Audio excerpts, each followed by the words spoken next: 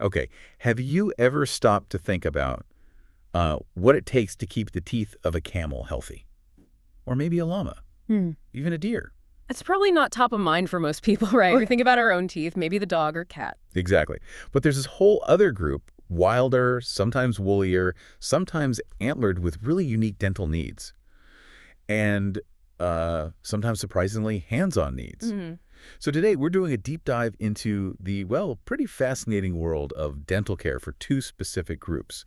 Camelidae, that's your camels, llamas, alpacas, Right. and Cervidae, which covers, various deer species. And we've been looking at some really insightful sources for this, things like dedicated guides on dental care for camels, llamas, alpacas, and deer, and dental health. Camelids and cervids. Yeah, quite specific. Very specific. And our mission today really is to unpack their unique dental setups, the common issues they run into, and maybe most interestingly, the really different ways we manage their dental health. Kind of a shortcut for you, the listener, to get up to speed on this, well, niche, but really vital part of animal health. Absolutely vital. And I think it's key, right from the get-go, to stress that even though both groups are herbivores, plant eaters, evolution has taken them down different paths, so their teeth and how we care for them are really distinct.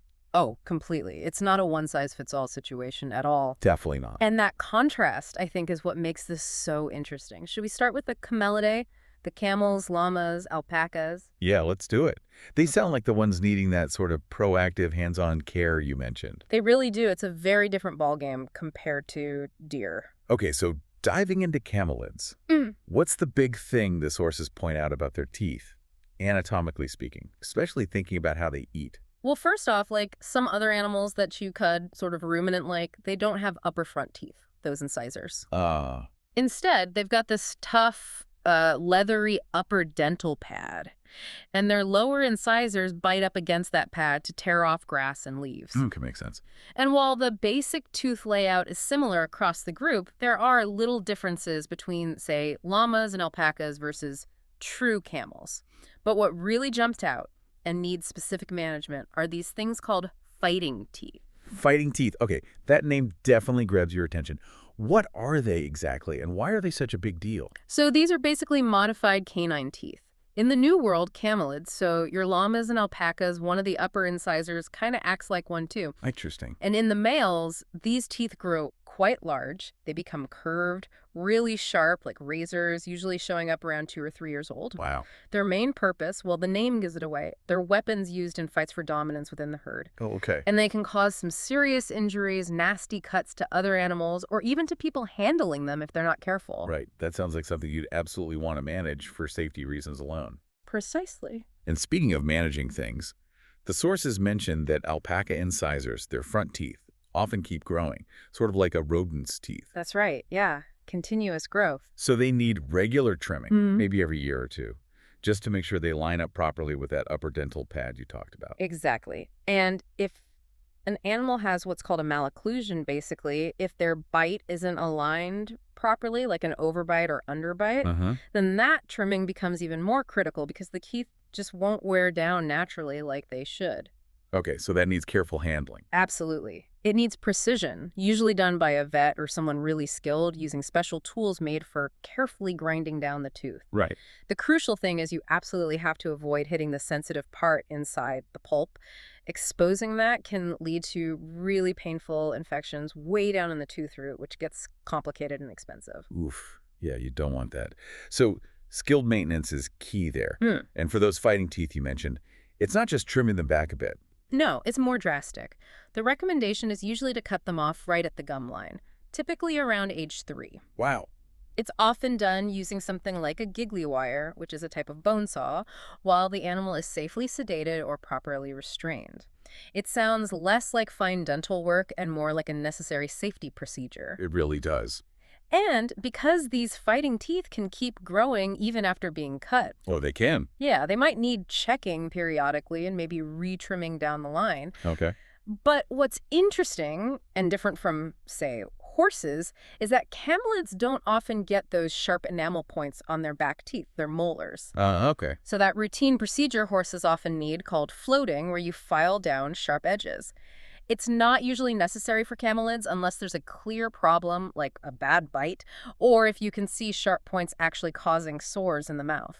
So one less thing to worry about, at least routinely. Exactly. It saves them that particular chore. So if Beyond abscesses, you see the issues we already touched on, the overgrown fighting teeth, and sometimes uneven wear on the chewing surfaces because of diet or a bad bite, which might need some skilled adjustment now and then. And what about the bigger guys, the true camels? The sources mention their canines too, right? Yeah, they have powerful canines used for crushing tougher, woodier plants and also for defense.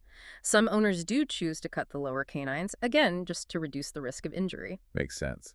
And it's interesting, the sources also mention using teeth to tell how old a camel is. Yes, that's quite common.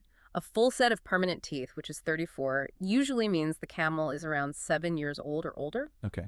And that actually leads us nicely into the deer, the cervids, because with them, the whole philosophy around dental care just flips. Flips how? Well, the focus shifts dramatically. It's much less about routine trimming or fixing teeth proactively, and much more about using their teeth as a tool for diagnosis and management.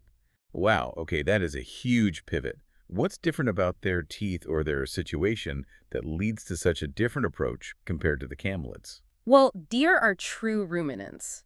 And like camelids, they also lack those upper incisors and use a dental pad. Okay. Their lower canines actually look and function like incisors, which makes it look like they have 8 front teeth on the bottom jaw. A typical white-tailed deer, for instance, ends up with 32 permanent teeth. Right. The main difference is really in how their teeth wear naturally in their environment. They generally just don't need the same kind of hands-on, almost cosmetic or safety-focused work that llamas and alpacas often do.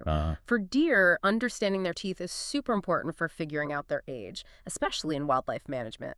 We mentioned aging camels, but for deer, it's really central. That's really striking, especially after hearing about all the trimming and cutting with camelids. The sources say routine dental work like floating isn't standard for farm deer either. Correct. You generally don't do that. So where is dental knowledge crucial for deer then? What specific areas do the sources highlight? Primarily 2 key areas. Aging them, which is vital for managing populations, and diagnosing specific health problems. Okay, let's talk about aging first. How does that work with teeth? It's a critical tool for wildlife managers. You can age deer pretty accurately up to about 2.5 years old just by looking at which baby teeth, the deciduous premolars, have been replaced by permanent ones. Okay. After 2.5 years, all the permanent teeth are usually in.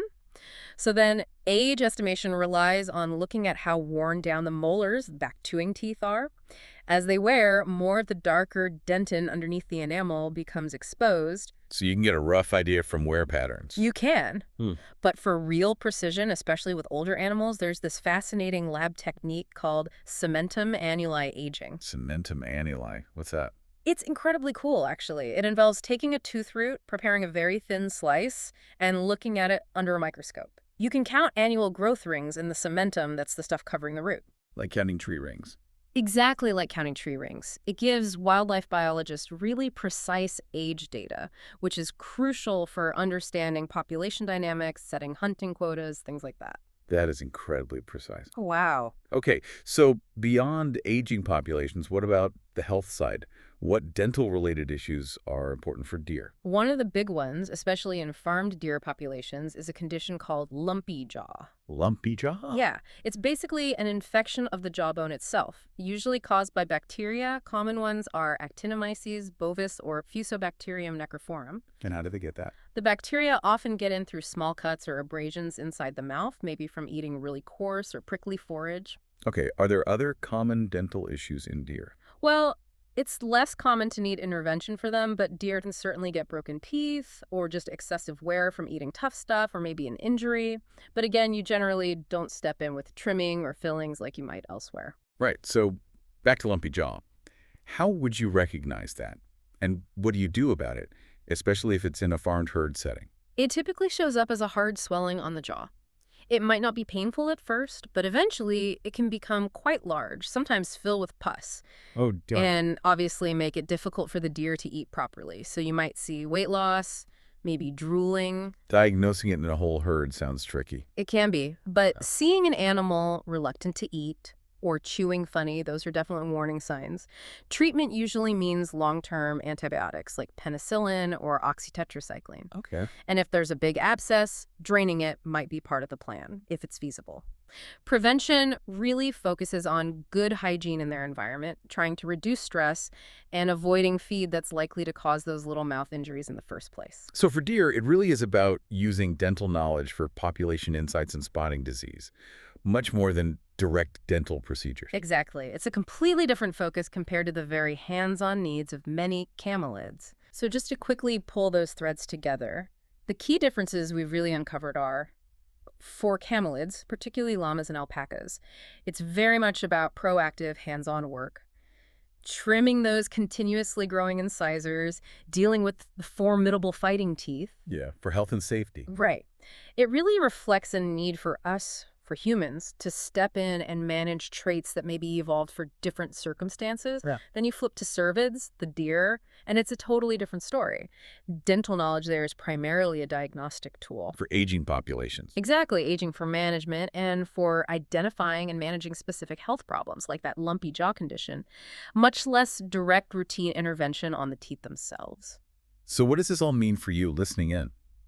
Well, I think it really drives home how understanding these very specific needs is just crucial for the health and the welfare of these animals, whether they're managed on a farm or studied in a wildlife context.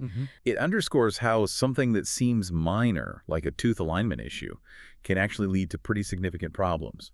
Pain, poor nutrition, wider health impacts if it's not understood and addressed correctly for that specific animal group. Yeah, it's a real testament to how specialized animal care needs to be. It's not just animal dentistry, it's camelid dentistry versus cervid dentistry. Very different fields. So maybe a final thought to leave you with. Think about this. The very tools these animals evolved to survive, their teeth for eating, for defense, can, in certain situations, become their biggest vulnerability. And that vulnerability often requires human understanding and intervention. It kind of makes you wonder, doesn't it? What other hidden aspects of animal well-being out there might be just as critical and maybe just as surprisingly complex as something like a camel's tooth root?